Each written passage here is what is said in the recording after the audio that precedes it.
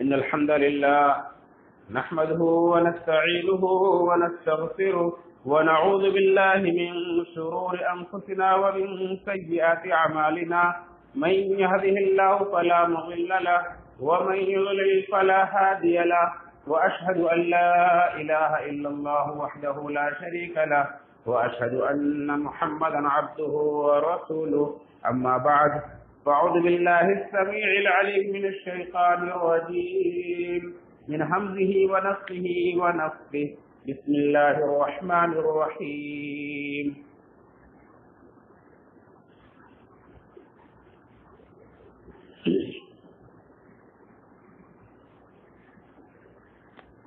يا بني آدم قد أنزلنا عليكم لباسا يواري سوآتكم وريشا ولباس التقوى ذلك خير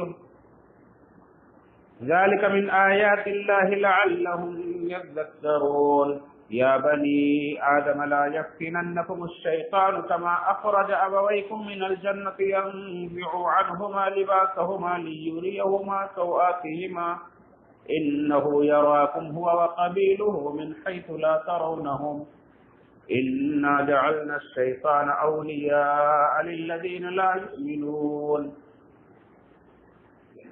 رب اشرح لي صدري ويسر لي أمري واحلل عقدة من لساني يفقهوا قولي ربي زدني علما سبحانك لا علم لنا إلا ما علمتنا إنك أنت العليم الحكيم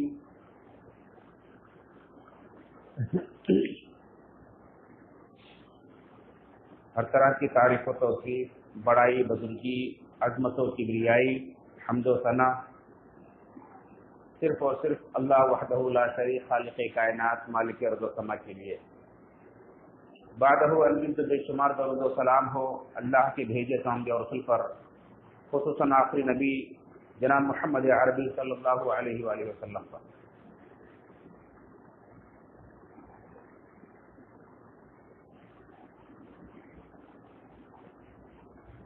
محترم سامعین کرام، حاضرین جمعہ، دین ملی بھائیوں اور بزرگوں،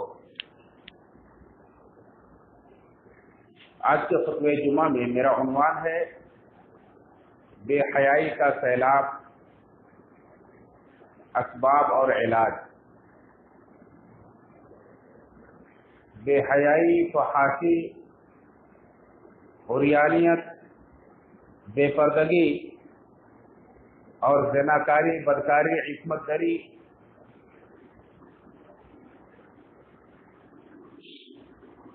آج معاشرے کے اندر اس قدر عام ہے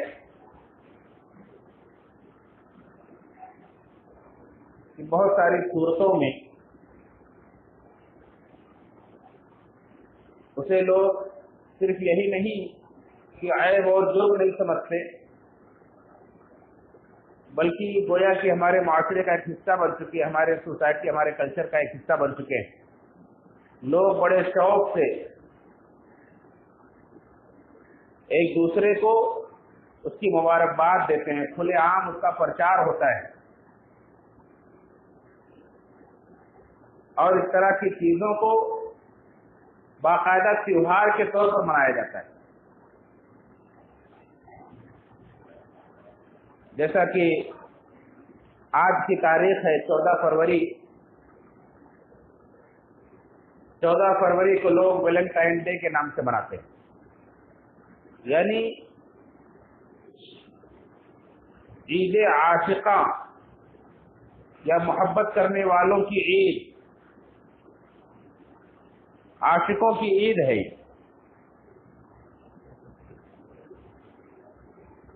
جو چیز کبھی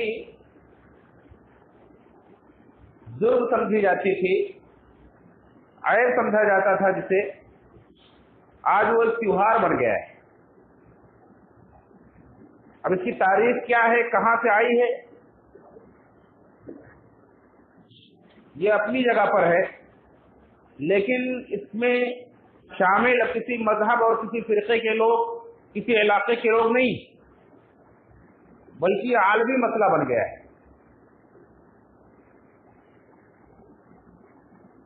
ویسے دوسرے مسائل عالم میں کم نہیں ہیں، لیکن ایسی چیزوں میں لوگوں کی دلچسپی بہت زیادہ بڑھتی جا رہی. اس سے اب اندازہ لگائیں کہ بے حیائی اب کوئی معمولی بات نہیں بلکہ ایک سیلاب کی صورت اختیار کر چکی، جس پر بند لگانا، جسے روکنا اب بہت ہی ناممکن نظر آتا ہے. انسان اس کے سامنے عاجز و بے بس نظر آتا ہے.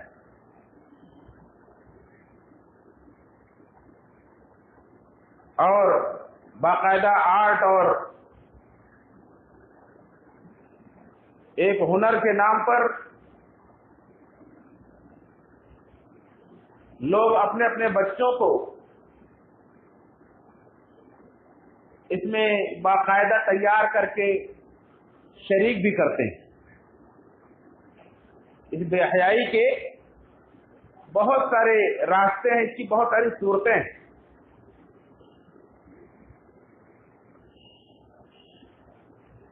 جن کا اس خطبہ جمعہ میں تذکرہ کرنا بہت ہی ناممکن ہے کہ ساری چیزوں کا تذکرہ کیا جائے، لیکن ان سب کا انجام ایک ہی ہے، جو ایک واقعے کے ذریعے سے میں آپ حضرات کے سامنے اس بات کو واضح کرنا چاہوں گا، جسے شیخ مقصود الحسن فیضی حفظ اللہ نے اپنی کتاب لڑکیوں کے بغاوت کے اسباب میں ذکر کیا ہے. اگرچہ واقعہ ایک پاکستان کا ہے، لیکن جیسا کہ میں نے شروع میں کہا کہ آج یہ کوئی کسی علاقے کا مسئلہ نہیں رہ گیا ہے. آپ سنیں گے تو آپ کو محسوس ہوگا کہ یہ تو ہر ملک کی، ہر علاقے کی، بلکہ ہر گھر کی کہانی. اللہ ماشاء اللہ، اللہ اس کی حفاظت فرمائے.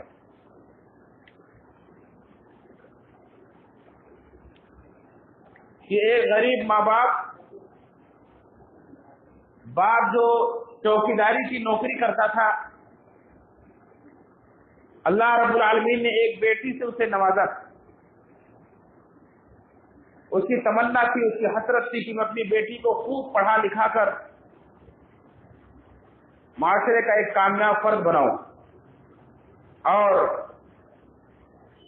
اسے ترقی کے بام عروج پر دیکھوں.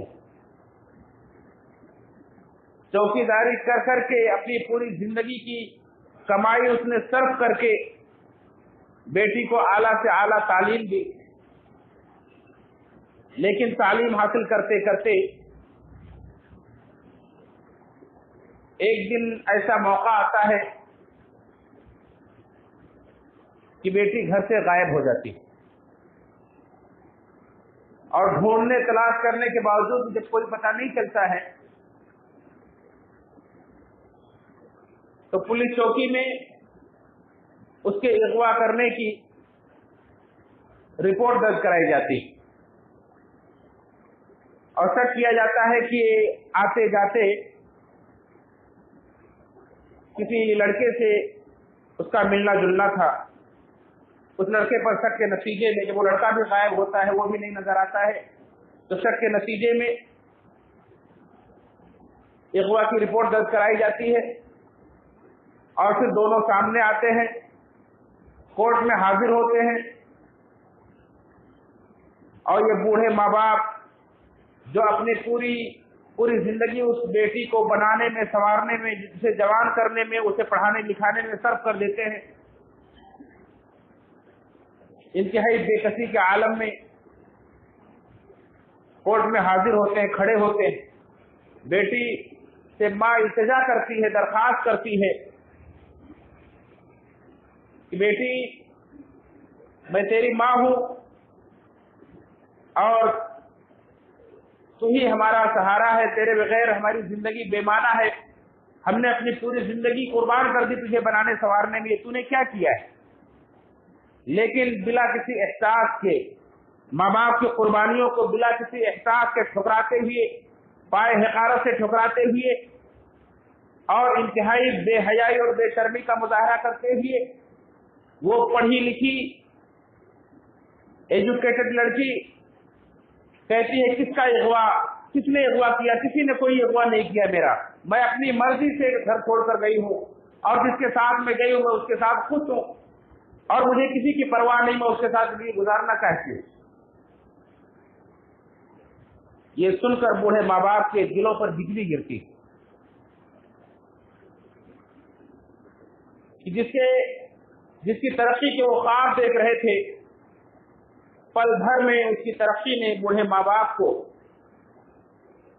जो अब तक दुनिया की हर मेहनत और दुनिया का हर बोझ उठाने के लिए तैयार था, अब उन्हें अपने पैरों पर अपना बोझ भी उठाने की ताकत नहीं रह गई। इतने ज्यादा निढाल हो जाते हैं। और फिर आखिर अब इस गवाही के बाद, इस ऐलान के बाद अब जज को और किसी सबूत और गवाही की क्या जरूरत पेश आ सकती है? आखिर जज ये फैसला कर देता है कि ये कोई अगवा का केस नहीं है। जब वो उस लड़के के साथ रहने पर राजी है तो फिर अब कोई कैसे उसे रोक सकता है? और फैसला हो जाता है, लड़के का हाथ पकड़ कर वो लड़की वहां से निकल जाती है। अब ये माँ बाप सिर्फ यही कह सकते हैं, इन माँ बाप के बारे में सिर्फ यही कहा जा सकता है कि हसरत बहुत तरक्की दुख्तार की थी, मगर हसरत बहुत तरक्की दुख्तर की थी, मगर पर्दा जो उठ गया तो घर से चली गई। क्या आज ये हर मुआशरे के, हर इलाके के और हर सूबे की, हर शहर की कहानी नहीं है कि तालीम के नाम पर जो आजादी और जो इख्तिलाफ का माहौल और जो सहूलतें मैसर की जाती हैं उसका अंजाम क्या होता है? आज इससे कौन न वाकिफ कि पल भर में न सिर्फ ये कि माँ बाप की पूरी मेहनत, पूरी जिंदगी की कुर्बानी, बल्कि पूरी जिंदगी जिस मेहनत और मशक्कत के साथ उन्होंने अपनी इज्जत कमाई थी, वो इज्जत भी नीलाम हो जाती है और उनकी जिंदगी का मकसद भी खत्म हो जाता है कि किस तरह से मुआशरे में सर उठाकर वो जी सकें, कैसे वो लोगों को चेहरा दिखा सकें। आज ये अंजाम बहुत सारे लोग उसे झेल चुके हैं, बहुत सारे लोग झेल रहे हैं और न जाने कितने लोग झेलेंगे। क्यों? इसकी वजह क्या है? इसकी वजह यही बेहयाई का सैलाब। आज ऐसे कितने वाकयात, बल्कि अल्लाह के नबी सल्लल्लाहु अलैहि वसल्लम की वो हदीस जो हम याद करते हैं कि अल्लाह के रसूल सल्लल्लाहु अलैहि वसल्लम ने फरमाया था कि क़यामत उस वक्त तक कायम नहीं होगी जब तक कि ऐसा दौर न आ जाए कि लोग सड़कों पर, रास्तों पर गधों की तरह, कुत्तों की तरह जनाकारी करेंगे, बदकारी करेंगे। यहां तक कि एक शरीफ आदमी देखने वाला उन्हें रोक तो नहीं सकेगा, सिर्फ इतना कह सकेगा कि जरा साइड में हो जाओ, जरा कहीं और चले जाओ। और आज हम ये मंजर अपनी आंखों से देख रहे हैं। क़यामत की निशानी आज आम हो चुकी है। आप किसी भी जगह पर चले जाएं, किसी पिकनिक पॉइंट पर चले जाएं, समुद्र के किनारे चले जाएं, कहीं, बल्कि अब तो हर मोहल्ले, हर गली में, यही गुजरते हुए गलियों में आप अगर एक गली क्रॉस करने जाए तो गली में खड़े नजर आ जाते हैं और उन्हें कहना मुश्किल होता है कि भाई ये गली है, ये आम लोगों की राहगुजर है, यहाँ छोटे बड़े मर्द औरत सभी आते जाते हैं, यहाँ आप क्या कर रहे हैं? ये आज हमारे मुआशरे का हाल हो चुका है। गर्जे की, बेहयाई की कौन कौन से मनाज़िर का तज़किरा किया जाए। आज चाहे घर हो, चाहे गलियां हो, मोहल्ले हो, हमारे स्कूल और कॉलेजेस हो, हॉस्पिटल हो, या फिर नौकरी की जगहें, कॉल सेंटर हो, कंपनियां हो, कहीं भी कोई भी जगह खाली नहीं, कहीं ये लोगों की इज्जतें महफूज नहीं है। कितने ऐसे वाकयात आते हैं। अभी कल के अखबार में आप उठाकर देखें, एक 16 साल की लड़की को 16 लोगों ने 6 महीने तक लगातार उसकी इस्मत दरी। اور اس کا سبب کیا تھا؟ یہی مرد و عورت کا آزادانہ اختلاط، یہی گرل فرینڈ اور بوائے فرینڈ کے رشتے، جسے آج معاشرے کے اندر کوئی عیب نہیں سمجھا جاتا ہے، کوئی عیب نہیں سمجھا جاتا ہے۔ یہ جو آزادی، بے لگام جو آزادی ہم نے دی ہے، اس کا یہ نتیجہ ہے کہ یہ دوستی سے بڑھ کر پھر ایسے مقام پر پہنچ جاتی ہے کہ جہاں پھر اسے عصمت دری کا نام دے دیا جاتا ہے۔ پہلے تو اپنی خوشی اپنی مرضی سے سارے کام ہوتے ہیں، لیکن جب پانی حد سے گزر جاتا ہے تو کہا جاتا ہے اس کی عصمت دری کر دی گئی۔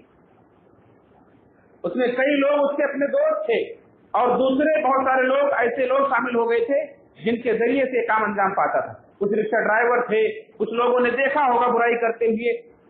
یہ اسی مہاراشٹر کا واقعہ ہے کہ اور کون سا دن ہے کہ آپ اخبار اٹھائیں، آپ ٹی وی کھولیں، آپ موبائل کا واٹس ایپ چیک کریں، فیس بک چیک کریں، کون سا دن ہے کہ کوئی دن ایسی خبریں نہ آتی ہیں؟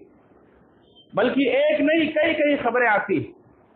کہیں 6 مہینے کی بچی، تو کہیں 8-10 سال کی لڑکی، تو کہیں 16 سال جسے حکومت کی نظر میں نابالغ کہا جاتا ہے، تو کہیں شادی شدہ لوگ بھی 2-2 4-4 6-6 بچوں کی مائیں اور باپ بھی اس طرح کے کام انجام دیتے ہیں۔ انہوں نے اپنی کتاب کے اندر ایک واقعہ بھی لکھا ہے کہ لندن کے کسی شہر کا واقعہ ہے۔ کہتے ہیں کہ ایک عورت چیخ کر یہ بات کہہ رہی تھی کہ اب میں کسی پر بھروسہ نہیں کر سکتی۔ معاملہ کیا تھا، وجہ کیا تھی؟ کہنے لگی کہ ہمارا ایک فیملی ڈاکٹر تھا، اور فیملی ڈاکٹر کو لوگ اپنی فیملی کا ایک حصہ سمجھ لیتے ہیں۔ گھر کے بچے انہیں انکل کہنے لگتے ہیں، اور گھر میں ان کے لیے ہر طرح کی آزادی ہوتی ہے۔ لوگ ان کے پاس آزادی سے جاتے ہیں، آزادی سے وہ گھروں میں جب چاہے جب آتے جاتے ہیں۔ فیملی ڈاکٹر تھا، گھر میں جوان بیٹی تھی، ماں نے فون کیا بیٹی کی طبیعت ذرا صحیح نہیں ہے، میں اسے بھیج رہی ہوں، اس کا ذرا علاج کر دیجیے گا، اور پھر آتے وقت آپ ساتھ میں لیتے آئیے گھر پہ۔ اور پھر علاج کے بہانے اس ڈاکٹر نے دوسرے مریضوں کو دیکھنے کے بعد آخر میں بٹھایا کہ آپ کو آخر میں فرصت سے چیک کریں گے، فرصت سے دیکھیں گے۔ اور آخر جب سارے مریض ختم ہو گئے تو اس نے علاج کے بہانے اس کی عصمت دری کر ڈالی۔ اور جب لڑکی نے احتجاج کیا کہ انکل آپ کیا کر رہے ہیں، آپ تو ہمارے اپنے ہیں، ہمارے فیملی ڈاکٹر ہیں، یہ آپ کیا کر رہے ہیں، تو انکل کا اصلی چہرہ سامنے آیا، اس فیملی ڈاکٹر کا چہرہ سامنے آیا کہ نہیں، اگر اس بات کا تم نے کسی سے ذکر کیا تو ہم تمہیں قتل کر ڈالیں۔ اور پھر آخر جب ماں کے سامنے یہ بات آئی تو ماں چیخ اٹھی کہ کسی پر بھروسہ نہیں کیا جا سکتا ہے۔ آج دیکھیں کتنے ایسے گھر ہیں کہ جہاں فیملی ڈاکٹر، جہاں اپنے گھر کے بہت قریبی پہچان والے، جہاں کوئی گھر میں ٹیوشن پڑھانے والے، جہاں گھر میں کوئی دودھ پہنچانے والا، کوئی کپڑے کی فیری کرنے والا، لوگ بڑا قریبی ہے، بہت پہچان کا ہے، اور آئے دن ایسے واقعات ہوتے رہتے ہیں۔ کس کا ذکر کیا جائے؟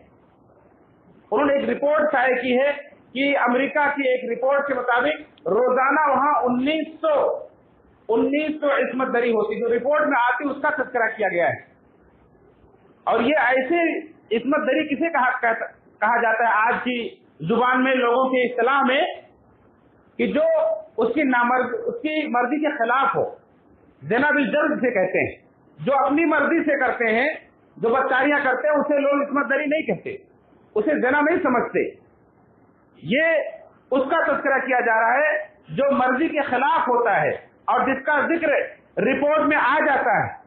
کہتے ہیں 1900 عصمت دری روز ہوتی، ایک دن میں 1900، اور وہ بھی کیسے؟ کہتے ہیں 20% اس میں ایسی عصمت دری ہوتی ہے کہ جو لڑکیاں اپنے باپوں کی شکار ہوتی، یعنی باپ اپنی بیٹیوں کی عصمت دری کرتا۔ 20% ایسے واقعات ہوتے ہیں، 26% ایسے واقعات ہوتے ہیں جو دیگر قریبی رشتے دار ہوتے ہیں، یعنی اس کا لڑکی کا بھائی یا اس کا چچا یا ماموں یا قریبی رشتے دار، یا اسی طرح سے کہتے ہیں 51% ایسے لوگ ہوتے ہیں یہ عصمت دری کرنے والے جو گھر میں جن کے تعلقات ہوتے ہیں، جو آتے جاتے ہیں، جو والد کے، بیٹے کے، بھائی کے کبھی چچا ہوتے ہیں، کبھی دوست ہوتے ہیں، کبھی کوئی کمپنی میں کام کرنے والے ہوتے ہیں، کسی بھی طرح کا ریلیشن ہوتا ہے، بس گھر میں ان کے لیے ہر طرح کی آزادی ہوتی ہے.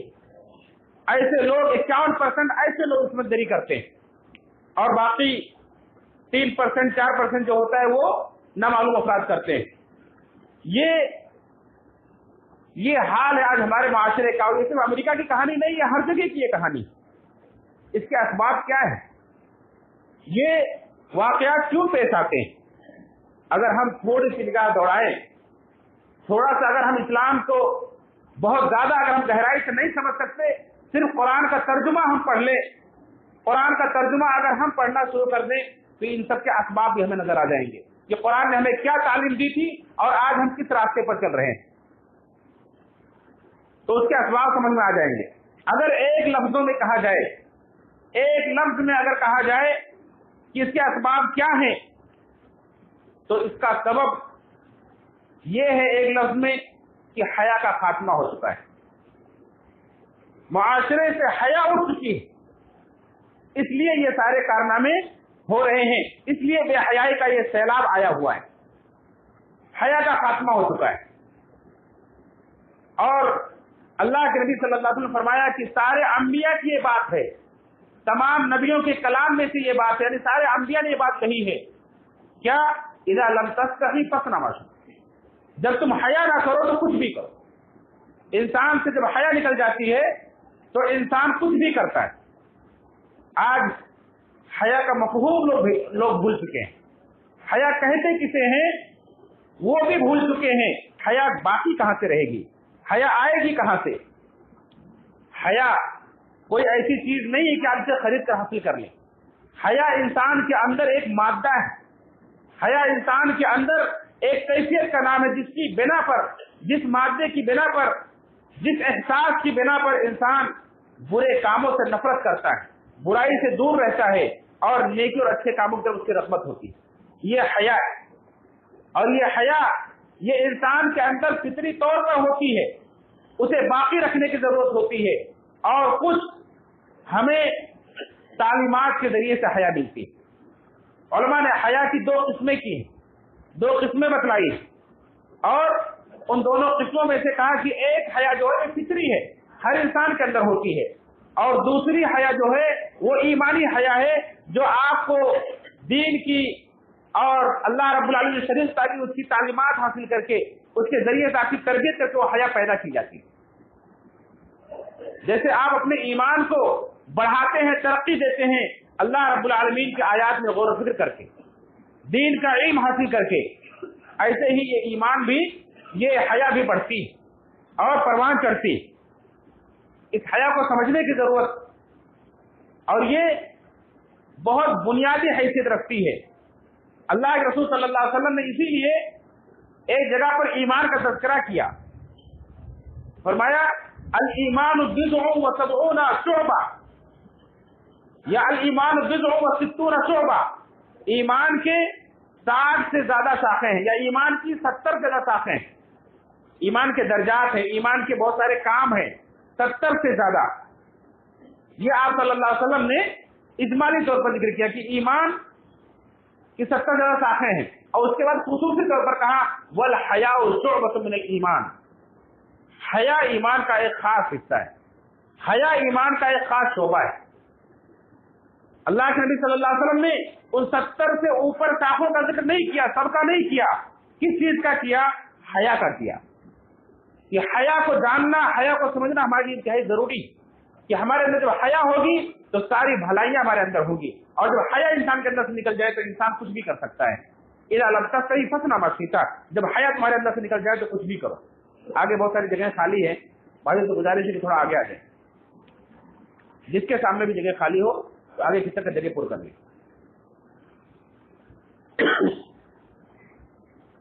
اور اللہ کے نبی صلی اللہ علیہ وسلم نے حیا کے بارے میں فرمایا کہ ہمارے دین کا اخلاق، ہمارے دین کا اخلاق ہے حیا. فرمایا کہ ہر دین کا ایک اخلاق ہوتا ہے. ہر دین کا، یعنی ہر دین کا، ہر نظام کا اس کی ایک پہچان ہوتی ہے، اس کی ایک خاص صفت ہوتی ہے. اور دین اسلام کا اخلاق کیا ہے؟ دین اسلام کی خاص پہچان کیا ہے؟ حیا. یہ اسلام کے اندر بہت بنیادی حیثیت رکھتی ہے. اس لیے کہ علماء نے کہا کہ ہمارا دین جو ہے، اسے اگر تقسیم کیا جائے شعبوں میں تو 4 شعبے بنتے ہیں. اس کے 4 شعبے بنتے ہیں، جسے ہم کہتے ہیں سب سے پہلے نمبر پر عقیدہ، عقائد یعنی ماننے والی چیزیں جنہیں ہم مانتے ہیں، تسلیم کرتے ہیں. عقائد. دوسرے عبادات جو ہم اللہ رب العالمین کے لیے انجام دیتے ہیں، کرتے ہیں. نماز، زکوٰۃ، روزہ، حج، یہ سارے عبادات ہیں. ایسے ہر وہ کام جو اللہ کی رضا کے لیے ہم کرتے ہیں، عبادات. تیسرے معاملات ہیں، معاملات جو ہم زندگی گزارنے کے لیے بہت سارے معاملات سے گزرتے ہیں. شادی بیاہ ہے، مرنی گرنی ہے، بچے کی پیدائش ہے، تجارت کاروبار ہے، اور دوسرے بہت سارے معاملات ہیں. اور چوتھے نمبر پر ہے اخلاق و آداب. اخلاق و آداب، اخلاق اور آداب کسے کہتے ہیں؟ یہ سارے کام جو ہم کرتے ہیں، اللہ کی عبادت کرتے ہیں، ہم بہت سارے معاملات کرتے ہیں، ان سارے کاموں میں اخلاق کو بہت بنیادی حیثیت حاصل. اللہ کے نبی صلی اللہ علیہ وسلم فرمایا کہ اخلاق، جس کا تم میں سب سے بہتر انسان وہ ہے جس کے اخلاق اچھے ہو. سب سے بہتر وہ ہے جس کے اخلاق اچھے ہو. اور آپ نے فرمایا کہ تقوی کے بعد، ایمان کے بعد سب سے زیادہ جو چیز لوگوں کو جنت میں لے جائے گی وہ اچھے اخلاق. یہ اچھے اخلاق کب بنتے ہیں، کیسے بنتے ہیں، اس کی بنیاد کیا ہے؟ آپ اچھے اخلاق والے کیسے کہلا سکتے ہیں؟ جب آپ کے اندر حیا آ جائے. اگر آپ کے اندر حیا نہیں ہے تو آپ اچھے اخلاق والے کہلا ہی نہیں سکتے. آج ہم اپنے معاشرے کے نوجوانوں پر نظر ڈالیں، نئی نسل پر نظر ڈالیں، تو آج ہماری نئی نسل اخلاق سے عاری نظر آتی ہے. بڑوں کا احترام ختم ہو رہا ہے، اور طور طریقے، ان کے عادات سب اخلاق سے عاری نظر آتے ہیں. کیوں؟ اس لیے کہ حیا کی کمی ہے. ایسی تعلیم، ایسا ماحول انہیں نہیں مل رہا ہے کہ جس کی وجہ سے ان کے اندر حیا ہے. ایسے لباس میں نہیں پہنائے جا رہے ہیں جس کے ذریعے سے ان کے اندر حیا ہے. اس وجہ سے اخلاق و آداب کی کمی نظر آ رہی ہے. اللہ رب العالمین نے جو ہر والدین کو، ہر ذمہ دار کو جو مکلف کیا ہے، یا ایھا الذین آمنوا قوا انفسکم واہلیکم نارا، اے ایمان والو اپنے آپ کو، اپنے عیال کو جہنم کی آگ سے بچاؤ. ہم جہاں یہ مکلف ہے کہ اپنے آپ کو ہم جہنم کی آگ سے بچائیں، وہی اس بات کے مکلف ہے کہ اپنے عیال کو جہنم کی آگ سے بچائیں. ہم نگراں ہیں ان کے. اگر ہم نے اپنی نگرانی صحیح طریقے سے نہیں کی، ان کے اخلاق و عادات کو ہم نے بگاڑ دیا، تو قیامت کے دن ہمیں جواب دینا پڑے گا. اللہ کے رسول صلی اللہ علیہ وسلم نے فرمایا کہ ایسا آدمی جو کسی کا نگراں ہو، ذمہ دار ہو، اور وہ اپنے اس ذمہ داری میں صحیح طریقے سے حق ادا نہ کرتا ہو، انہیں دھوکہ دیتا ہو، ان کے ساتھ ان کے حقوق کی ادائیگی کرنے میں دھوکہ دہی سے کام لیتا ہو، تو قیامت میں جنت میں داخل نہیں ہو سکے گا، نہ جنت کی خوشبو پا سکے گا. تو یہ حیا جو ہمارے اخلاق و آداب کی بنیاد ہے، اس حیا کی میں نے جیسا کہ بتایا کہ 2 قسمیں ہیں. ایک ہے فطری اخلاق جو ہر انسان کے اندر ہوتی ہے. ہر انسان کے اندر ہوتی ہے کہ انسان لباس پہننا چاہتا ہے. اللہ رب العالمین نے حضرت آدم علیہ السلام کا ذکر کیا ہے کہ جب انہوں نے اللہ کی ایک نافرمانی کی، جس درخت کا پھل کھانے سے اللہ نے منع کیا تھا، اس درخت کے پھل کو انہوں نے کھا لیا، تو اللہ رب العالمین نے انہیں سزا یہ دی کہ ان کا لباس چھن گیا. ان کا لباس چھن گیا، وہ بے ستر ہو گئے، ان کا پردہ اٹھ گیا، تو انہیں بڑی شرم آئی، بہت حیا آئی، اور وہ جنت کے پتے توڑ توڑ کر اپنی شرمگاہ کو چھپانے لگے. یہ ہے فطری حیا، ہر انسان کے اندر ہوتی ہے. اس حیا کو باقی رکھنے کی ضرورت. اگر اسے ایسے چھوڑ دیا جائے، اس کی پرورش نہ کی جائے، اس کی تربیت نہ کی جائے، تو انسان بے حیا بن جاتا ہے. آدم انسان جنت کے پتے توڑ توڑ کر چپکانے لگے، یعنی فطری طور پر اللہ رب العالمین نے شروع سے انسان کے اندر، آدم علیہ السلام کے اندر، آدم و حوا علیہ السلام کے اندر جو ہمارے بنیاد ہے، ہمارے تمام انسانوں کے ماں باپ ہیں، ان کے اندر اللہ رب العالمین نے رکھی تھی. اور ہر انسان کے اندر ایک چیز ہوتی ہے. ایک چھوٹا سا بچہ ہوتا ہے، اگر وہ ننگا ہے، اسے کہیں آپ گھر کے باہر جائیں تو نہیں جائے گا. لیکن آپ اگر ایک بار 2 بار 3 بار اسے اگر لے جا کر آپ عادی بنا دیں گے تو پھر اسے شرم نہیں رہ جائے گی. چھوٹا سا بچہ ہے, اگر آپ اسے لباس ایسا پہناتے ہیں جو ساتھی ہو, جو پورے بدن کو ڈھانکتا ہو, پھر اس کے بعد کبھی ایسا لباس پہنائیں کہ اب وہ جو اس کے بدن کو ظاہر کرتا ہو اور کہیں بیٹا باہر جاؤ تو نہیں جائے گا. یہ تجربے کی بات ہے کہ ایسی بچی جو چھوٹے سے چڈی کے بجائے سلوار پہنتی آئی ہے, اگر اسے چھوٹا کپڑا پہنا کر چھوٹی سلوار پہنا کر وہ کہا جائے کہ جاؤ آج بازار سے فلاں سامان لے آؤ, جاؤ دکان سے لے آؤ, گھر کے باہر نکل جاؤ, نہیں نکلتی وہ بچی. لیکن جب شروع سے ابھی بچہ ہے کہہ کر کے اس کو ایسے لباس پہننے کا عادی بنا دیا جاتا ہے کہ جو اس کے بدن کو ظاہر کرے, اس کے بدن کو ننگا کرے, تو پھر وہ بچے اسی کے عادی ہو جاتے ہیں. حیا اور شرم ختم ہو جاتی ہے. اب وہ پورا لباس پہنتے ہوئے شرماتے ہیں. اب جب انہیں پورا لباس پہنایا جائے تو وہ شرماتے ہیں کہ میں نے کیا پہن لیا, میرے اوپر کیا ڈال دیے. یہ حالت ہے کیونکہ ہم نے اس کی حیا اور شرم کا خاتمہ کر دیا ہے. اللہ رب العالمین نے اس لباس کو یہ اہمیت دی قرآن کریم کے اندر کہ بنیادی طور پر شروع میں اللہ رب العالمین نے یہ دکھلایا کہ آدم علیہ السلام سے غلطی ہوئی اور ان کا لباس چھن گیا, انہیں شرم آئی, حیا آئی. انسان جب اس طرح سے اللہ کی نافرمانیاں کرتا ہے تو بے حیا بنتا چلا جاتا ہے. کیونکہ حیا صرف یہی نہیں ہے کہ انسان انسانوں سے حیا کرے, حیا یہ بھی ہے, سب سے پہلی چیز یہ ہے کہ انسان اللہ سے حیا کرے. آدم علیہ السلام جنت میں تھے, انہیں دیکھنے والا کون تھا انہیں دیکھنے والا وہاں؟ آدم و حوا کے علاوہ کوئی نہیں تھا دیکھنے والا. لیکن پھر بھی اپنی شرمگاہ کو چھپانے کی انہیں ضرورت کیوں محسوس ہوئی؟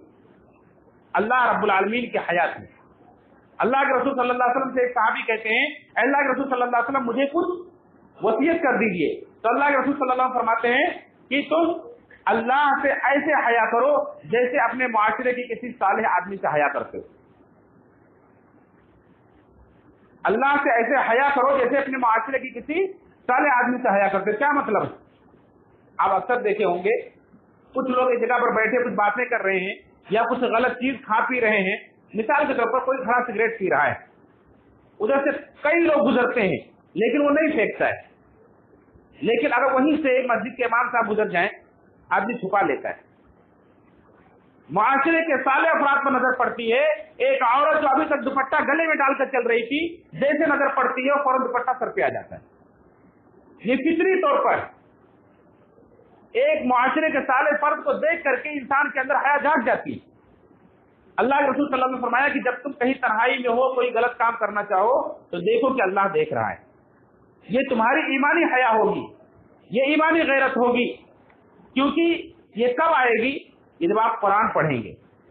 جب آپ قرآن پڑھیں گے تو قرآن میں بار بار آپ کو سننے ملے گا ان اللہ خبیر بما تعملون, ان اللہ بصیر بما تعملون. لوگوں تم جو کچھ بھی کر رہے ہو اللہ تعالیٰ خبردار ہے. لوگوں تم جو کچھ بھی کر رہے ہو اللہ تعالیٰ اسے دیکھ رہا ہے. لوگوں تمہارے ایک ایک عمل سے اللہ تعالیٰ تمہاری آنکھیں جو چپکے سے کچھ دیکھ لیتی ہیں, آنکھوں کی خیانت سے بھی اللہ تعالیٰ دیکھ رہا ہے. تمہارے دلوں میں جو وسوسے پیدا ہوتے ہیں اللہ تعالیٰ اسے بھی جانتا ہے. یہ جو قرآن بار بار آپ کی تربیت کرتا ہے, آپ کو دلوں پر چوٹ لگاتا ہے کہ اللہ دیکھ رہا ہے, تو پھر آپ کے اندر ایمانی حیا پیدا ہوتی. اور آپ کی جب ایمانی حیا پیدا ہو, فطری حیا کو بچپن سے آپ کے والدین نے آپ باقی رکھا ہو, آپ کو بے حیا نہ بنایا ہو, تو معاشرے کی یہ بے حیائی جو آپ دیکھنے مل رہی ہے یہ نہیں دیکھنے ملتی.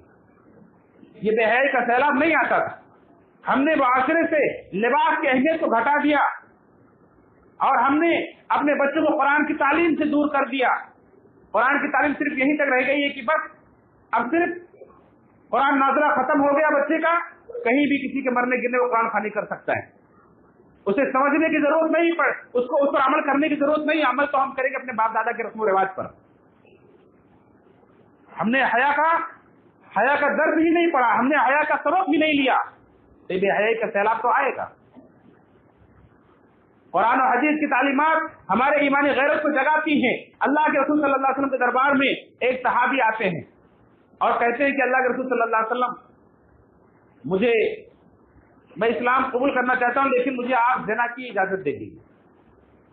اللہ کے رسول صلی اللہ علیہ وسلم کی جو تعلیم ہے, لا یؤمن احدکم حتی یحب لاخیہ ما یحب لنفسہ, تم میں سے کوئی بھی شخص اس وقت تک مومن نہیں ہو سکتا جب تک کہ اپنے بھائی کے لیے وہی چیز پسند نہ کرے جو اپنے لیے پسند کرتا ہے.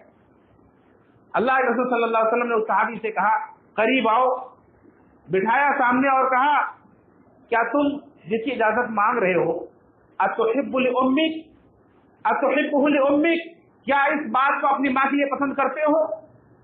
صحابی فوراً حیران ہو گئے، اللہ کے رسول صلی اللہ علیہ وسلم اپنی ماں کے ساتھ کون پسند کرے گا کہ میری ماں کے ساتھ ایسا عمل کیا جائے؟ تو آپ نے فرمایا کوئی پسند نہیں کرے گا، لیکن تم جس کے ساتھ یہ بدکاری کرو گے وہ بھی کسی کی ماں ہوگی۔ کیا تم اپنی بیٹی کے لیے پسند کرتے ہو؟ کہا اپنی بیٹی کے لیے میں نہیں پسند کرتا ہوں۔ آپ نے فرمایا تم جس کے ساتھ کرو تو کسی کی بیٹی ہوگی۔ کیا اپنی بہن کے لیے پسند کرتے ہو؟ کہا نہیں میں بالکل پسند نہیں کرتا ہوں۔ آپ نے فرمایا تم جس کے ساتھ کرو گے کسی کی بہن ہوگی، کسی کی پھوپھی ہوگی، کسی کی چاچی ہوگی، کسی کی خالہ ہوگی۔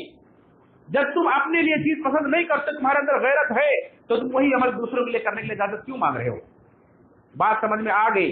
اللہ کے رسول صلی اللہ علیہ وسلم نے دعا کی اللہ اس کے دل کو پاک کر دے، اللہ اسے ہدایت دے، اس کے دل کو پاک کر دے۔ صحابی راوی حدیث ابو ہریرہ رضی اللہ عنہ فرماتے ہیں اس دعا کے بعد، اس نصیحت کے بعد اس صحابی نے کبھی برائی کی طرف آنکھ اٹھا کر بھی نہیں دیکھا۔ یہ ایمانی غیرت جگانے کی ضرورت ہے کہ ایمان ہمارے اندر جو ہے وہ جاگے، کہ ہم یہ سوچیں کہ ہم کوئی چیز اگر دیکھنا چاہتے ہیں، کرنا چاہتے ہیں، تو کیا اپنے لیے وہی چیز پسند کرتے ہیں؟ اگر نہیں پسند کرتے تو ہمارا ایمان کہاں رہ گیا؟ لا یؤمن احدکم حتی یحب لاخیہ ما یحب لنفسہ، تم میں سے کوئی بھی شخص اس وقت تک مومن نہیں ہو سکتا جب تک کہ اپنے بھائی کی وہی چیز پسند نہ کرے جو اپنے لیے پسند کرتا ہے۔ تو یہ ہے، اس طرح سے بہت سارے اسباب ہیں، لیکن اس مختصر سے وقت جیسا کہ میں نے کہا کہ نہ تو پورے اسباب کا ذکر کیا جا سکتا ہے، علاج کے طور پر 2-3 پوائنٹ خالی میں بتلاؤں گا، دلائل ذکر کرنے کا وقت نہیں ہے۔ اس پوائنٹ پر اگر ہم اپنے اہل و عیال کی تربیت کر سکیں تو اس بے حیائی کے سیلاب پر بند باندھا جا سکتا ہے، ایک حد تک اسے روکا جا سکتا ہے اور اسے محفوظ رہا جا سکتا ہے۔ سب سے پہلے نمبر پر میں نے بتلایا کہ حیا کو باقی رکھیں، حیا والے لباس پہنائیں، اپنا پہنے، اپنے گھر والوں کو، بچیوں کو خصوصی طور پر پہنائیں۔ کہ اللہ کے رسول صلی اللہ علیہ وسلم نے فرمایا کہ ایسی عورتیں جو کپڑا پہننے کے باوجود بھی ننگی دکھائی دیتی ہیں، یہ اس لائق ہے کہ ان پر لعنت کی جائے، یہ لعنتی ہیں۔ ایک حدیث میں فرمایا کہ میں 2 قسم کے جہنمی ایسے ہیں کہ جو ابھی نہیں بعد میں آئیں گے۔ آپ نے اپنے دور میں کہا تھا بعد میں 2 قسم کے جہنمی آئیں گے، ایک ظالم حکمراں جن کے ہاتھ میں گائے کی دموں کی طرح کوڑے ہوں گے، لوگوں کو ماریں گے۔ دوسری وہ عورتیں نساء کاسیات عاریات مائلات ممیلات رؤوسهن كأسنمة البخت المائلة لا تدخلن الجنة ولا تجد ريحها وإن يوجد ريحها كذا من مسيرة كذا وكذا۔ آپ نے فرمایا کہ ایک وہ عورتیں ہوں گی جو کپڑا پہننے کے باوجود بھی ننگی ہوں گی، کپڑا پہننے کے باوجود بھی ننگی ہوں گی، اور وہ خود دوسروں کی طرف مائل ہوں گی، دوسروں کو اپنی طرف مائل کرنے والیاں ہوں گی، اور ان کے سر بختی اونٹوں کی طرح، بختی اونٹوں کے کوہانوں کی طرح ہوں گے، یعنی سروں پر ایسا میک اپ کریں گے، ایسے جوڑے بنائیں گی جیسے اونٹوں کے کوہان نظر آئیں گے، اس طرح سے کر کے چلیں گی۔ ایسی عورتیں نہ جنت میں جائیں گی، نہ جنت کی خوشبو پا سکیں گی، حالانکہ جنت کی خوشبو بڑی دور دور سے آئے گی۔ بعض روایت کے مطابق 40 سال کی دوری کی مسافت سے جنت کی خوشبو آ رہی ہوگی، لیکن ایسی عورتیں جنت میں داخل بھی نہیں ہوگی، جنت کی خوشبو بھی نہیں پائیں گی۔ تو لباس کی اہمیت کہ لباس ایسا ہو جو آپ کے حیا کو باقی رکھ سکے، ایسا لباس نہیں جو آپ کو لباس پہننے کے باوجود بھی ننگا دکھائی دے، آپ کو بے حیا بنا دے۔ اور قرآن و حدیث کی تعلیمات کے ذریعے سے اپنے حیا کو جگائیں، ایمانی حیا کو بھی باقی رکھیں، اللہ سے حیا کریں اور ہر برائی سے اپنے آپ کو بچائیں۔ دوسری چیز یہ ہے کہ اللہ رب العالمین کی تقوی کے ساتھ زندگی گزاریں۔ اللہ کے رسول صلی اللہ علیہ وسلم نے جملے میں کہہ دیا ہے اتق اللہ حیث ما کنت، تم جہاں بھی رہو اللہ سے ڈرو۔ اللہ کا وعدہ ہے کہ چاہے پورا معاشرہ برائیوں سے بھر جائے، وَمَن يَتَّقِ اللَّهَ يَجْعَل لَّهُ مَخْرَجًا، جو اللہ سے ڈرے گا، اللہ کا تقوی اختیار کرے گا، اللہ اس کے لیے نکلنے کا راستہ بنا دے گا۔ معاشرے سے گھبرانے کی ضرورت نہیں ہے، اللہ کے وعدے پر یقین کرنے کی ضرورت ہے۔ اللہ کے وعدے پر یقین کرو کہ اللہ کا وعدہ ہے، تم تقوی اختیار کرو، تم متقی بن جاؤ، اللہ تمہاری حفاظت کرے گا، تمہیں ہر مشکل سے نکلنے کا راستہ عطا کرے گا، آپ کو حق و باطل کی پہچان عطا کرے گا، صحیح غلط کی تمیز عطا کرے گا، آپ کے معاملے کو، آپ کے کاموں کو آسان کر دے گا اللہ تعالیٰ۔ یہ سارے وعدے ہیں قرآن کریم کے اندر اللہ کے، اور اللہ سے بڑھ کر اپنے وعدے میں کوئی سچا نہیں۔ اللہ کا ایک وعدہ اور ہے کہ اللہ کی مدد چاہتے ہو، اللہ کی مدد جس کے ساتھ ہو تو پھر اسے اور کسی چیز کی ضرورت نہیں پڑتی. اور اللہ کی مدد کا بہت بڑا ذریعہ اللہ نے دیا ہے نماز. آپ خود نمازی بنے, اپنے گھر والوں کو نمازی بنا دیں, بے حیائی سے یہ نماز آپ کو روک دے گی. قرآن کہتا ہے اقم الصلاۃ ان الصلاۃ تنہی عن الفحشاء والمنکر, نماز قائم کرو, نماز آپ کو بے حیائی سے منکرات سے روک دے گی. نماز بے حیا منکرات سے آپ کو روک دے گی. یہ اللہ کا وعدہ ہے, یہ اللہ کا اعلان ہے. ہمارا یقین ہونا چاہیے قرآن کی آیتوں پر. نماز کے اگر ہم پابند بن جائیں, نماز کو اس طریقے سے قائم کریں جیسا کہ اللہ رب العالمین چاہتا ہے, نبی کریم صلی اللہ علیہ وسلم کی سنتوں کے مطابق, وقت کی پابندی کے ساتھ, اور ہم چاہتے ہیں کہ ہمارے گھر والے بنے, پہلے ہمیں خود بننا پڑے گا. ہم خود پہلے نمازی بنے, پھر اپنے بچوں سے امید رکھیں.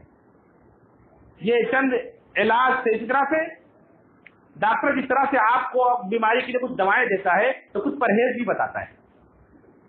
تو یہ تو تھی کچھ تعمیری کام کی, آپ یہ کام کریں. اور دوسرا آخری نمبر پر یہ بات ہے کہ آپ کے گھر میں, آپ کے آس پاس جو بھی بے حیائی کے, منکرات کے, غلط چیزوں کے جو اسباب ہیں, ان سے آپ اپنے آپ کو, اپنے گھر والوں کو بچائیے. فواحش و منکرات کو دیکھ کر کے خاموش نہ رہیے. یہ ذمہ داری ہر مومن کی کہ جہاں بھی رہے بھلائی کا حکم دیتا رہے, برائی سے پہ ٹوکتا رہے, غلط کام پر ٹوکتے رہیں. اگر آپ غلط کام دیکھ کر کے آنکھیں بند کر لیں گے, نہیں ٹوکیں گے, منکرات بڑھتے جائیں گے, فواحش بڑھتے جائیں گے, آپ نہیں روک سکیں گے. آپ کے گھر میں ٹی وی ہے, آپ کے گھر میں موبائل ہے, آپ کے گھر میں اخبارات ہیں, آپ کے گھر میں آج دنیا کی ساری برائیاں اس کے ذریعے سے داخل ہو رہی ہیں. اس پر پابندی لگائیے, کنٹرول کیجیے. اللہ رب العالمین سے دعا ہے رب العالمین ہم سب کو صحیح معنوں میں مسلمان بنائے, اور اس معاشرے کے بڑھتے ہوئے بے حیائی کے سیلاب سے اللہ تعالیٰ ہم سب کی حفاظت فرمائے, ہمارے معاشرے کی حفاظت فرمائے. رب العالمین دنیا میں جہاں کہیں بھی مسلمان رہتے بستے ہیں ان کی حفاظت فرمائے. رب العالمین ہم سب کو, یہ ایسی بلا ہے کہ اس کے ذریعے سے اللہ کا عذاب حلال ہو جاتا ہے. اللہ کے رسول نے فرمایا کہ جس معاشرے کے اندر سود اور زناکاری, یہ دو چیزیں عام ہو جائیں تو اس پر اللہ کا عذاب حلال ہو جاتا ہے. اللہ تعالیٰ ہم سب کو اپنے عذاب سے بچائے. رب العالمین جب تک زندہ رکھے, دین اسلام پر زندہ رکھے, جب بھی دنیا سے اٹھائے تو حلقہ ایمان پر اٹھائے. رب العالمین ہم سب کو مرتے دم تک توحید و سنت پر قائم رکھے, ہر طرح کی بے حیائی اور فواحش سے منکرات سے بچائے. رب العالمین ہم سب کو عذاب جہنم سے بچائے, عذاب قبر سے بچائے, جنت الفردوس سے ہمارا ٹھکانہ بنائے. آمین تقبل یا رب العالمین. ان اللہ وملائکتہ یصلون علی النبی یا ایھا الذین آمنوا صلوا علیہ وسلموا تسلیما. اللهم صل علی محمد وعلی ال محمد كما صليت على ابراہیم وعلى ال ابراہیم انك حمید مجید. اللهم بارک علی محمد وعلى ال محمد كما باركت على ابراہیم وعلى ال ابراہیم انك حمید مجید. عباد اللہ رحمكم اللہ, ان اللہ یأمر بالعدل والإحسان وإيتاء ذي القربى وينهى عن الفحشاء والمنکر والبغي يعظكم لعلكم تذكرون. اذكروا الله يذكركم ويستجيب لكم ولذكر الله أكبر.